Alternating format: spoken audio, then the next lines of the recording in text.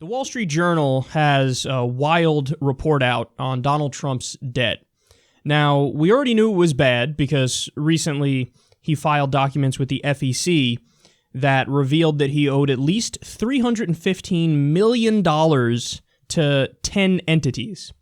So that would be bad enough, and that presents giant conflicts of interest because he's so in debt to these 10 different entities. But here's the problem with that disclosure. It only reports debt from entities that he, quote, fully controls. So when you add in debt that he has from various partnerships, where, you know, he's got a giant chunk of the company in question, but, you know, he doesn't own all of it, well, then the debt shoots up even more. So when you include partnerships that are owned about 30% by him, so all those different entities, they say, quote, he has more than $1.5 billion in debt that has been securitized and is owed to at least 150 financial entities. God damn, they explain here. Wells Fargo, for example, which services over $900 million in loans connected to Trump, is currently facing scrutiny from federal regulators surrounding its fraudulent sales practices and other issues. Trump will soon appoint the top regulators who will be responsible for scrutinizing the bank's conduct.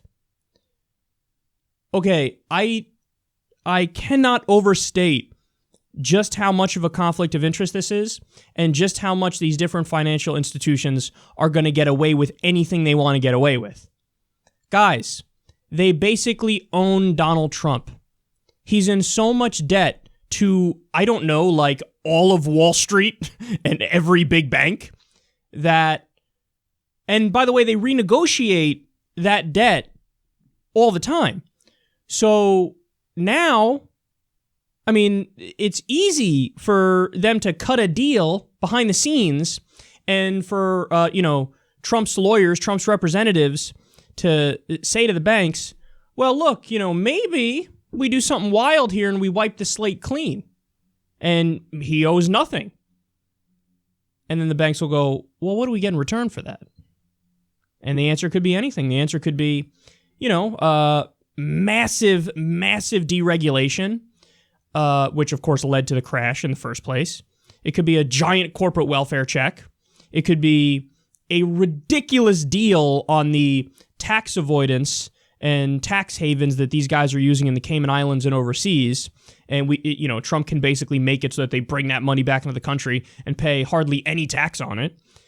So there's a million things that can be done to basically, for Trump to get himself off the hook in terms of his debt, and sell out the country in the meantime.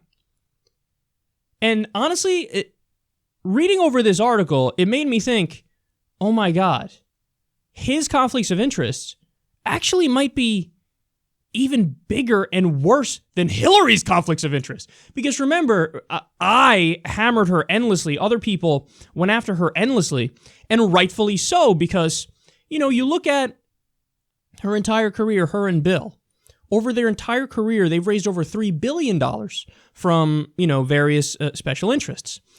And they have the Clinton Foundation, of course, and they were taking money from foreign governments, and Secretary of State Hillary Clinton was giving them weapons deals for those donations. So there were so many issues that she had, her campaigns throughout the years, her super PAC. So, yeah, she was basically Wall Street's representative. Now, when you look at Donald Trump, he doesn't have, the global Clinton Foundation angle going on. He had a Trump Foundation, which was supposed to be a charity, and of course he used that money for himself, but it wasn't as big as the Clinton Foundation.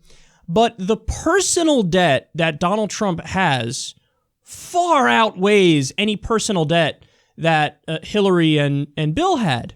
And I mean, especially when you have to renegotiate that debt time and time again, as Trump does because he has so much of that debt.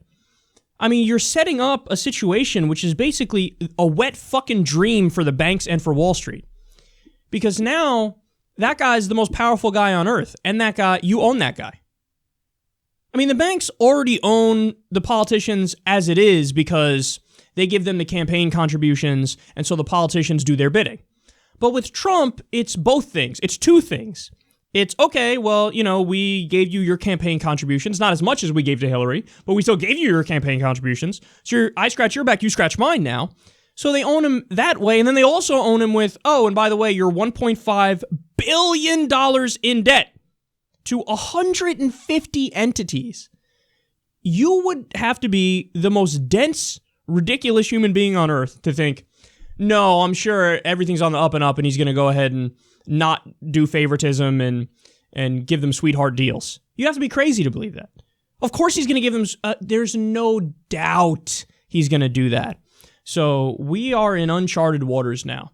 And in the case of Trump, like Hillary's, again, the big thing was the Clinton Foundation and, of course, her super PAC and all that stuff. With Trump, it's the two things I already explained. Him raising money and then going to do favors, but also his personal debt. And then also just his business interests in general. How we learned that after he won the election, he was meeting with Indian real estate businessmen and discussing business. The call from Taiwan, there were reports that it wasn't just an international incident because, China has the one China policy and they don't want the U.S. to treat Taiwan like an own independent thing. It was also because, allegedly, weeks before, Trump's team called Taiwan and were setting up, hey, what if we do hotels there? He registered 7 new businesses in Saudi Arabia during the campaign. So the conflicts of interest are really, really deep. Now, don't get me wrong. It annoys me to no end when people on the left who ignored Hillary's conflicts of interest now harp away on Trump's, because it's like, well, you're obviously just doing it for partisan reasons. You don't care about conflicts of interest, on their own, because if you did, you would have went after Hillary for the same goddamn thing, and you didn't. You weren't critical of her at all in that. In fact, you did apologetics for her until the fucking cows came home for that. So it does annoy me, don't get me wrong, that some people on the left, all of a sudden, now they're concerned about conflicts of interest. But let's be clear, we are not in that group, because we called out Hillary for her conflicts of interest, and now it's time to call out Trump for his, because Hillary's gone. Hillary lost the election. She's out in the woods somewhere, maybe literally hiking, because she did that like a million times and she lost the election, trying to find her soul. But now he's the one that's in power. He's the one that's going to be president of the United States, and his conflicts of interest are absolutely absurd too. And it's honestly worse than I thought.